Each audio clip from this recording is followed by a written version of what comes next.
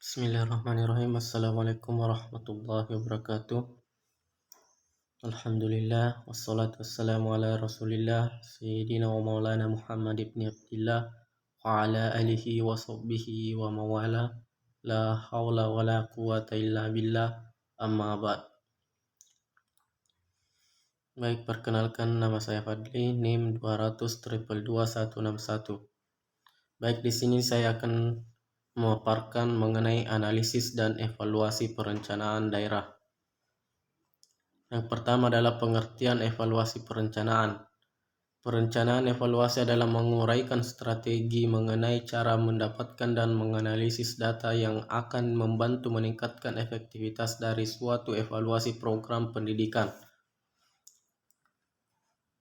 Evaluasi pembangunan daerah atau EPD merupakan kegiatan evaluasi untuk menilai pencapaian sasaran pembangunan nasional di daerah serta menganalisis permasalahan dan faktor keberhasilan dalam proses pelaksanaan pembangunan sehingga menjadi lesson learning bagi perbaikan kebijakan pembangunan daerah pada tahap berikutnya.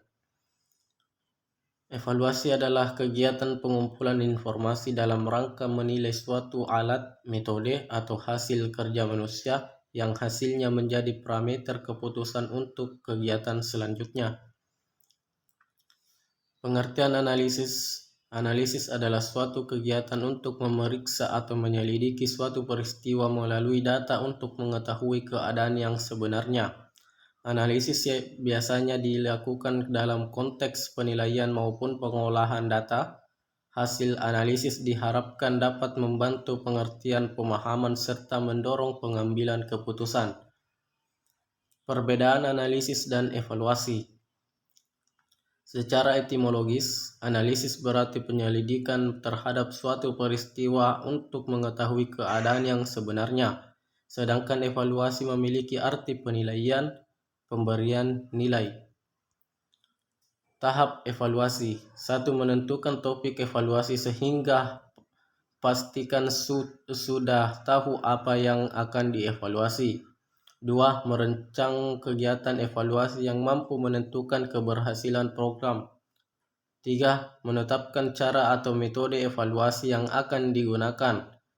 4. Melaksanakan evaluasi, mengolah dan menganalisis data hasil evaluasi tersebut. Tujuan evaluasi. 1. Memeriksa seberapa akurat kemahiran kompetensi seseorang yang telah ditentukan. 2. Untuk mencari tahu kesulitan apa yang dialami orang tersebut dalam pekerjaannya sehingga dia dapat membuat diagnosis dan menawarkan kemungkinan remedial. 3. Menilai efisiensi dan efektivitas metode, media dan sumber daya lainnya dalam melaksanakan suatu kegiatan. 4. Sebagai umpan balik dan informasi penting bagi evaluator untuk mengatasi kekurangan yang ada. Hal ini dapat dijadikan acuan untuk pengambilan keputusan selanjutnya.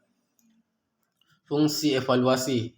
1. Mampu menyeleksi sumber daya atau metode yang paling tepat dalam sebuah kegiatan. Contohnya evaluasi dalam dunia kerja. Evaluasi terjadi untuk mempertimbangkan atau seleksi pegawai mana yang tepat untuk suatu proyek atau suatu jabatan. 2. Memperbaiki dan meningkatkan proses tertentu. Contohnya dengan adanya evaluasi, suatu jadi mengerti bagaimana suatu proses agar berjalan lebih efektif. 3. Pertimbangan penempatan atau bagaimana pengaplikasiannya. Contoh pada siswa, evaluasi mampu menempatkan siswa pada program tertentu suatu karakteristiknya. 4. Menelaah suatu kelemahan serta faktor penyebabnya. Evaluasi sangat lekat dengan hasil akhir sehingga akan mudah untuk melihat suatu kelemahan atau kegagalan dalam suatu kegiatan. 5. Memberi informasi seberapa jauh kebutuhan dan kesempatan lebih telah dicapai suatu program. 6. Evaluasi dapat mengungkapkan pencapaian suatu tujuan sehingga akan nampak bagaimana hasil suatu kegiatan. 7. Sumbangan kritik maupun ide. sebab biasanya dalam evaluasi terdapat pertukaran pendapat untuk tingkat lanjut ke depannya. Nomor 8, memberi sumbangan metode untuk suatu kebijakan.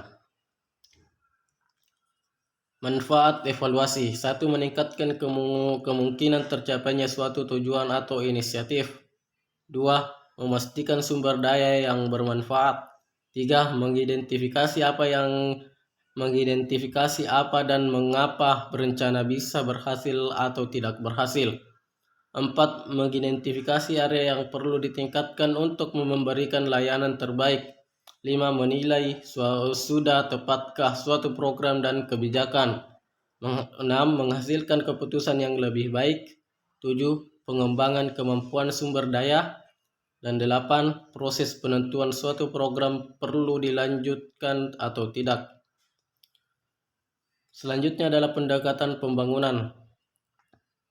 Pendekatan pertumbuhan dan pemerataan, paradigma ketergantungan, pendekatan kebutuhan pokok, dan pendekatan kemandirian. Baik, itu saja yang bisa saya sampaikan. Lebih dan kurangnya mohon dimaafkan. Billahi fi sabilil haq fastabiqul khairat. Assalamualaikum warahmatullahi wabarakatuh.